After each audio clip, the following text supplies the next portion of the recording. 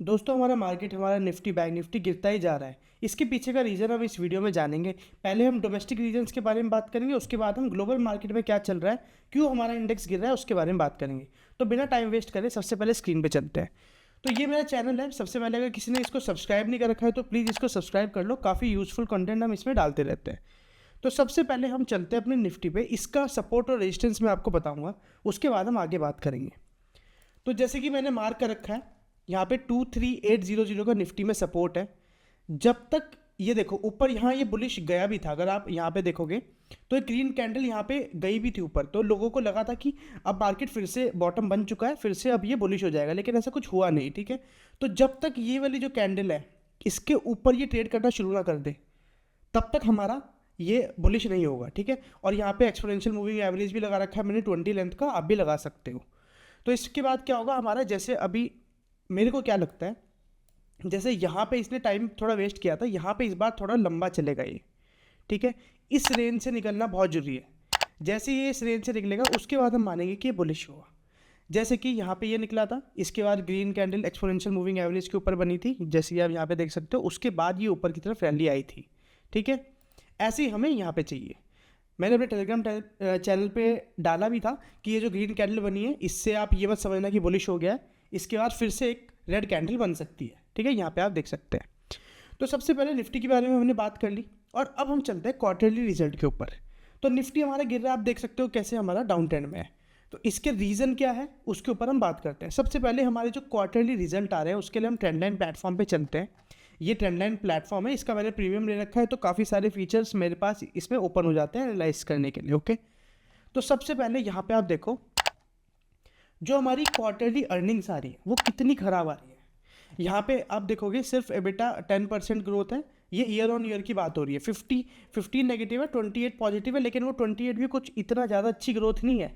जैसे आप नीचे देखोगे, यहाँ पे मैंने यहाँ पे net profit quarterly growth year on year percentage यहाँ पे कर लिया। ठीक है, तो यहाँ पे क्वार्टरली जो ईयर ऑन ईयर ग्रोथ है, जैसे आप देख सकते हो कि JSW स्टील की कितनी ज़्यादा यहाँ पे 84% डाउनफॉल है। उसके बाद यहाँ पे भारत पेट्रोलियम है।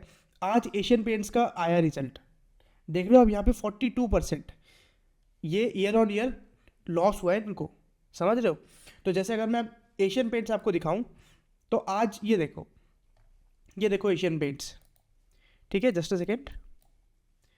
तो ये आपको दिख रहा होगा कि कैसे इसमें अर्निंग्स के बाद कैसे डाउनफॉल आया। अब ये निफ्टी का पार्ट है, तो ऑब्वियसली निफ्टी पे भी इफेक्ट पड़ेगा।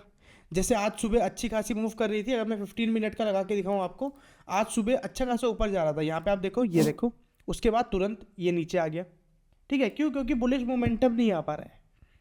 ठीक है, ऐसे ही हमारे बाकी थे, जैसे ये हमारा यहाँ पे देखो बजाज ऑटो भी है। तो इसमें अगर आप बजाज ऑटो देखोगे, तो जस्ट अ सेकेंड, तो ये देखो बजाज ऑटो में भी हमारा कितना गैप डाउन यहाँ पे हुआ था, याद होगा आपको, 12-13% ये स्टॉक गिरा था। ठीक है, तो ये सब जो अर्निंग्स आ रही है ना क्वार्टरली, इसकी वजह से ये हमारा मेनली निफ्टी ऊपर जा नहीं पा रहा है। ये हमारे डोमेस्टिक कुछ रीज़न है। ठीक है, अभी हम इंटरनेशनल रीजन के भी बारे में बात करेंगे। ठीक है, तो चलो सबसे पहले आपको पता है चाइना का जो मार्केट है, ठीक है, ये हमारा FI का डाटा है, अभी दिखाता हूँ उसको, जस्ट अ सेकेंड। पहले मैं आपको चाइना का ये दिखा देता हूँ, इंडेक्स।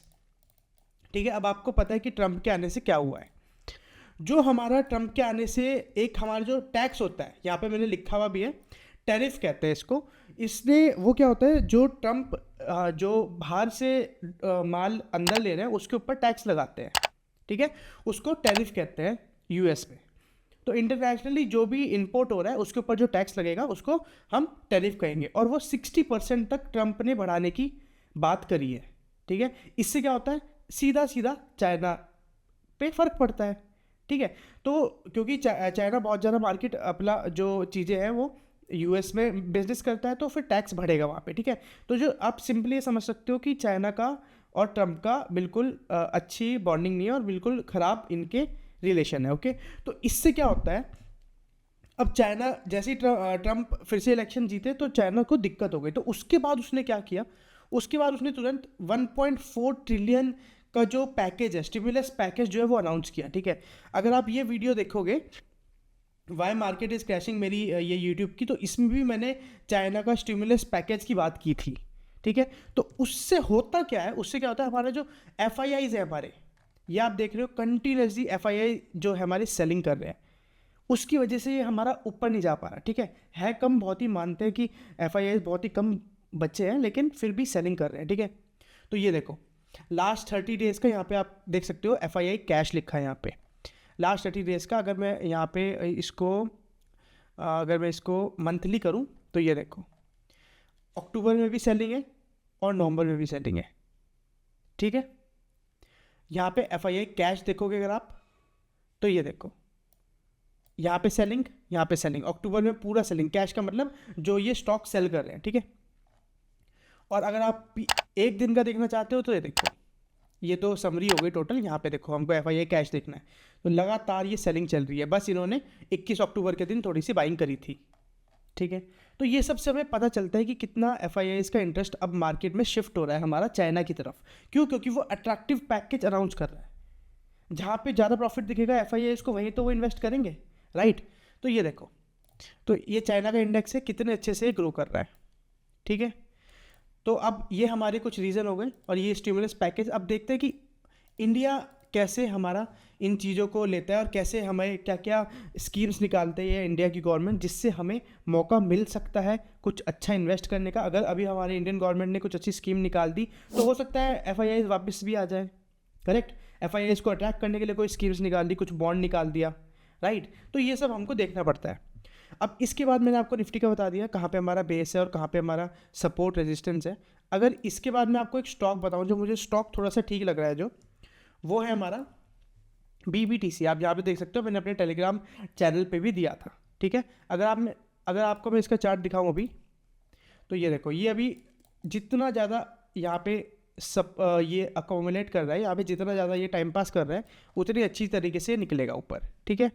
अब ये बात मैं नहीं कह रहा, यहाँ पे एनालिस्ट ने एक एनालिस्ट है यहाँ पे जिन्होंने इसका टारगेट 3500 का भी दिया है, राइट। यहाँ पे आप देख सकते हो 28% की ग्रोथ इसमें है, वैल्यूएशन भी इसकी अच्छी है। अगर आप देखना चाहते हो तो जैसे मैं आपको दिखा देता हूँ, ये देखो स्टॉक पीई सिर्फ 17 का है और इंडस्ट्री पीई 32 का है, ठीक है। बुक वैल्यू इसकी थोड़ी कम है, लेकिन उससे ज़्यादा फर्क नहीं पड़ता है, क्योंकि सभी की बुक वैल्यू में बहुत डिफरेंस होता है चीज़ों में, ठीक है। देख सकते हो आप, और यहाँ पे मैंने आपको इसका चार्ट दिखा दिया। अगर अब यहाँ से ये निकलता है इस रेंज को तोड़ के, तो काफ़ी अच्छा ऊपर की तरफ जा सकता है। ये एक स्टॉक है जो मैंने अपने टेलीग्राम पर भी डाल रखा है, ठीक है। तो ये तो सब था, यहाँ पे समरी मैंने आपको बता दी कि मार्केट नीचे क्यों जा रहा है। चीज़ें ऐसे चल रही है कि ये डाउनफॉल में, ऊपर से हमारे जो क्वार्टरली रिजल्ट आ रहे हैं वो अच्छे नहीं आ रहे हैं, यहाँ पे आप देख सकते हो।